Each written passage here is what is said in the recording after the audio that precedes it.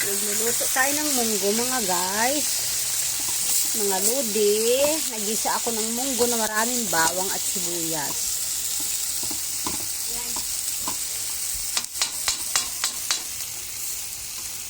Sasalin ko po isa sa kardero para po siya ay matakpan.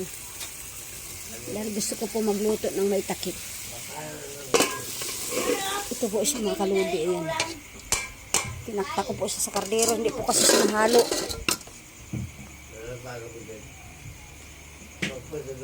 Dami natapon pala oh.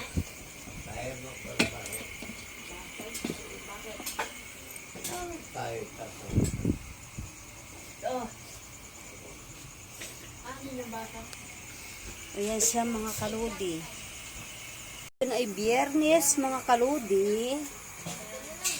Ako po'y nagluluto ng munggo.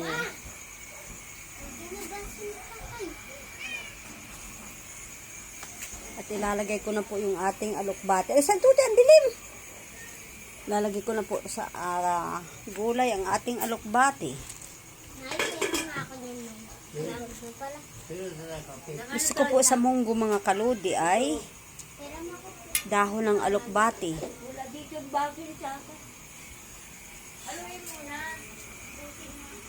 Ito po siya, dahon ng alokbate mga guys. Ay naku, nalaglag pang isa.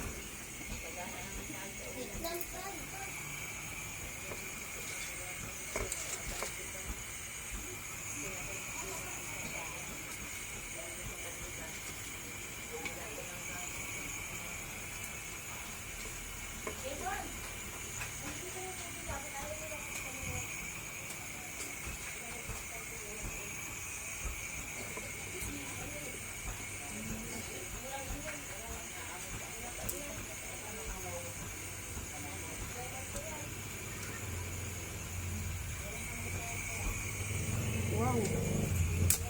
At sa po'y paborito kong gulay mga guys.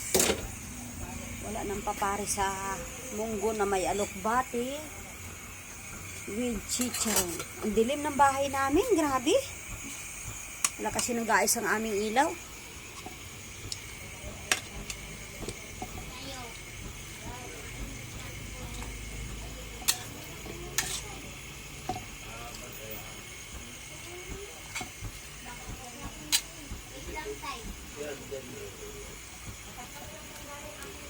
Takpan muna natin sa mga guys.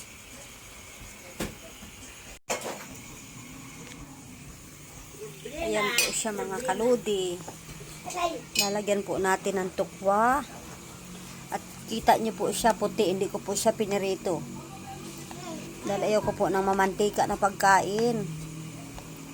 Gusto ko po lahat ang kakainin ko ay pinakuluan lang mga guys. Kasi nakakapangit po ang masyadong mamantika pag ginisa. Okay lang po pag pinirito. Dahil yun po ay pinirito talaga. Wala naman po sigurong pinirito na walang mantika. Diba mga guys? Kaya pag pinirito, kailangan may mantika talaga. Dahil po ito ay munggo. Okay lang po yan. Yan. Ito po ang dami po namin tirang tukwa mga guys. Ayan. At yan ay inuunti-unti ko lang siya pang halo-halo sa gulay. Yan po ay sarili naming gawa mga guys. Nilagyan ko po siya ng isang 4 cubes. At ubos po siya mga lodi. Ubos.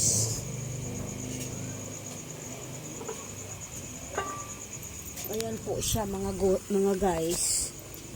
Nilahat ko po ang isang 4 cubes. Ayan po eh. Hintayin po natin sa kumulo. Kailangan ay magkulo siya. Yan. Ayoko po mga guys ng maraming sabaw ang munggo.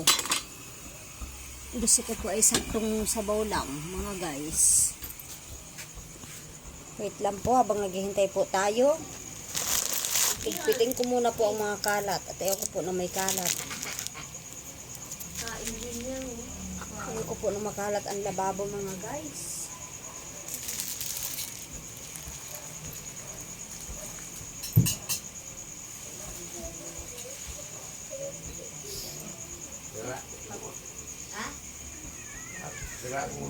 Wait lang po. Ayan na siya mga guys. Titingnan natin baka kumukulo na siya. Ito na siya. Wow! At kumukulo na nga siya. At gusto natin malaman kung matabang o hindi mga guys.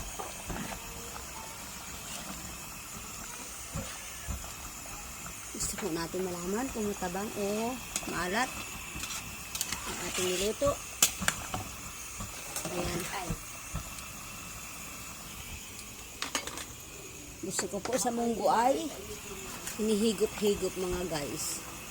Ayaw ko muna po ng may alokbatit, baka po hilaw pa. Ayan na po siya mga guys. Titikman ko po siya kung maalat. Wow.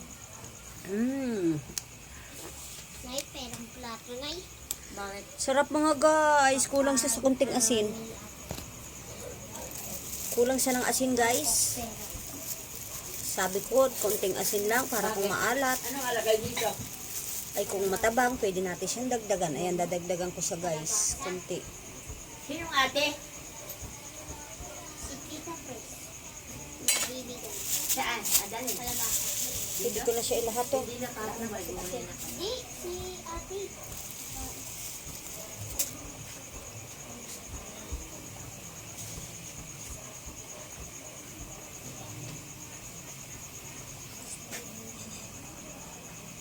Matabang siya mga guys.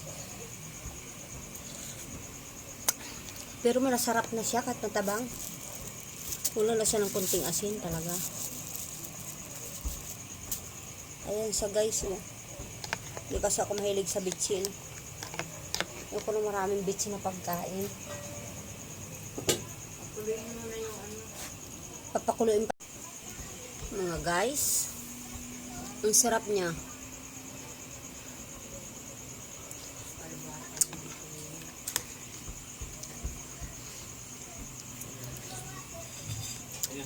Bagay na bagay siya iulam sa kanin.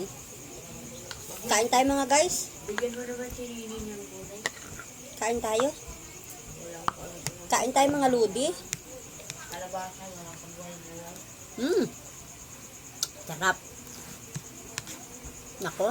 Mapaparami naman ako ng kain.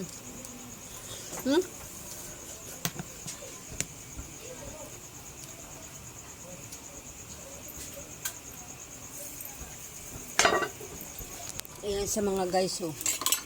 Kulong-kulo na. Kaya pwede na natin ahanguin na ang ating gulay. Kasi hindi naman kasi masarap sa gulay ang overcook. Dapat saktong luto lang siya. Ahunin na ni Kalulay ang ating munggo mga guys.